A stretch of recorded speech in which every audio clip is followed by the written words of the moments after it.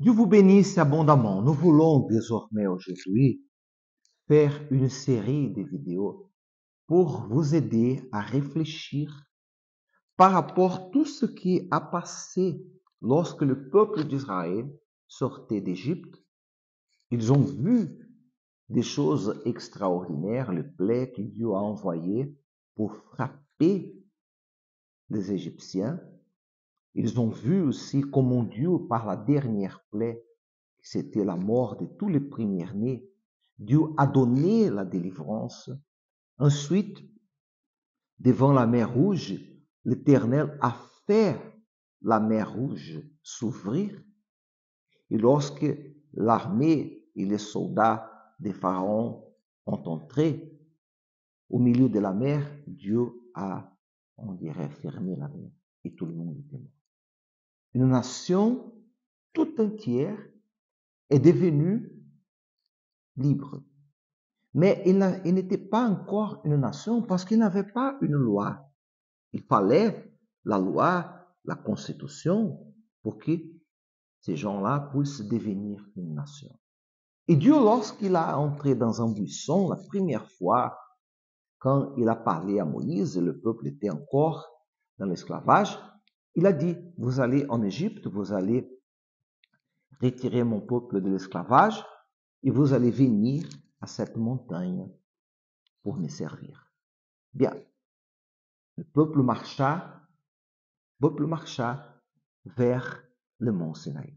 Dit la Bible au livre d'Exode chapitre 19 que le troisième mois, après qu'ils sont sortis d'Égypte, ils sont arrivés au mont Sinaï.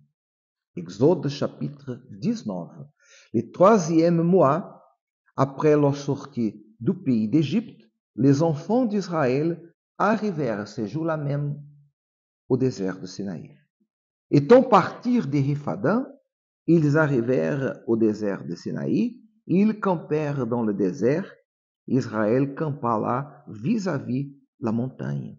Moïse monta vers Dieu, et l'Éternel appela du haut de la montagne en disant, tu parleras ainsi à la maison d'Israël, et tu diras aux enfants d'Israël, vous avez vu ce que j'ai fait à l'Égypte, et comme je vous ai porté sur les ailes d'aigle et amené vers moi. Maintenant, si vous écoutez ma voix et si vous gardez mon alliance, vous m'appartiendrez et tout le peuple, car toute la nation, toute la terre est à moi. Vous serez pour moi un royaume de sacrificateurs et une nation sainte. Voici les paroles que tu diras aux enfants d'Israël.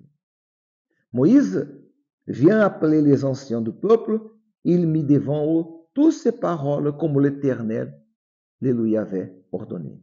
Et le peuple tout entier répondit, nous ferons tout ce que l'Éternel a dit. Dieu, il a voulu toujours habiter dans l'être humain. Depuis qu'il a créé l'homme au jardin d'Éden, il était face à face avec l'homme. L'homme a désobéi, l'homme a péché. Ensuite, il a tout recommencé à travers de Noé, qui a trouvé grâce devant l'Éternel. Jusqu'à ce qu'il a enlevé d'Égypte un peuple qui était esclave plus de 400 années. Ce peuple-là, qui n'avait pas loi, qui n'avait pas une constitution encore, qui n'était pas encore une nation, mais 3 milliards de personnes au pied du mont Sinaï, vis-à-vis du mont Sinaï. Et Dieu a laissé bien clair, si vous écoutez ma voix, toutes les bénédictions de Dieu, elles sont conditionnées à l'obéissance. Tout ce que Dieu attend de l'être humain, c'est l'obéissance. Si vous obéissez à la parole, si vous vous livrez à la parole de Dieu, si vous pratiquez à la parole de Dieu, vous allez appartenir à Dieu. Il a laissé bien clair, si vous m'obéissez, vous m'appartiendrez. Qu'est-ce que le peuple a dit? On va faire tout ce que l'Éternel a dit. Mais au lieu d'obéir, ils ont fait en veau d'or. La prochaine vidéo, on va parler de ces veaux d'or qu'ils ont fait et qui a tellement blessé l'Éternel. Si vous désirez, profitez-vous le jeûne de Daniel que nous vivons pour vous préparer pour recevoir le Saint-Esprit. Dieu n'attend pas perfection, Dieu n'attend pas sainteté dans le sens qui n'empêche pas parce qu'on est très saint. Non. Dieu attend sincérité, obéissance. Il a choisi le mont Sinaï pour descendre y habiter. Il désire descendre y habiter dans vous. Si vous vous livrez, si vous profitez ces jeûnes de Daniel pour purifier votre tête, votre mentalité. Le jeûne de Daniel, ce n'est pas un jeûne de nourriture et de boissons, non. Des aliments, pas du tout. C'est un jeûne d'information, d'entreteniment, de musique populaire, de télé, des réseaux sociaux. On est déconnecté de l'Internet, des réseaux sociaux, des musiques populaires, des films, des infos. On est en train de nous plonger, de submergir nos pensées sur la parole de Dieu, dans la parole de Dieu. Réfléchir, occuper le temps vide qu'on n'est pas au travail, de méditer, de lire la parole, lire un livre de l'Église qui parle de la foi, qui enseigne le chemin de Dieu, fortifier notre tête, notre mentalité et focaliser au baptême du Saint-Esprit. Vous pouvez commencer aujourd'hui même et vous préparer. Et rejoindrez-vous à nous dans ce parcours de la foi parce que au Mont Sinaï, le Saint-Esprit descendra sur vous. Cette campagne que nous vivons, c'est pour que vous soyez le propre Mont Sinaï. D'accord? Les prochains dimanches, nous aurons ici à Ixelles un événement magnifique. L'évêque Eduardo sera avec nous.